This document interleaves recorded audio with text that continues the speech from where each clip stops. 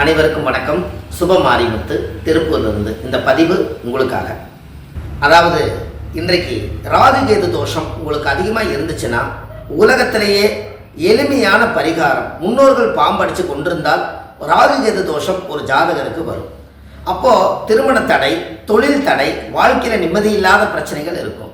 அதுக்கு ஆதி காலத்தில் முன்னோர்கள் செய்த பரிகாரமே ராகு கேது சிலை, சந்தான கோபாலகிருஷ்ணர் சிலையை, ராகு கேது சிலையை கருங்கல்லால், உயிரோட்டமுள்ள கருங்கல்லால் அந்த சிலை செஞ்சு 9 விதமான அபிஷேகங்கள் பண்ணி, அதை நவதானியத்தில் அபிஷேகம் பண்ணி, சுவாமிக்கு தேங்காய் பழம், பூமாலை, கல்கண்டு வாங்கி அர்ச்சனை பண்ணி, திருவாதிரை, சுவாதி, சதயம், அசுவனி, மகம், மூலம் இந்த நட்சத்திரங்கள் வரும் நாளில் ராகு கேது கோயிலில் அல்லது நாகம்மா கோயிலில் கொண்டு போய் பிரதிஷ்டை பண்ணிட்டீங்கன்னா உங்கள் ஜாதகத்தில் ராகு கேது தோஷம் நீங்கிடும். அடுத்த தலைமுறைக்கு அந்த ராகு கேது தோஷம் உங்களுக்கு வராது. அதிலிருந்து உங்களுடைய வளர்ச்சி அசுர வளர்ச்சியாக இருக்கும். வெற்றி நிச்சயம். நன்றி, வணக்கம்.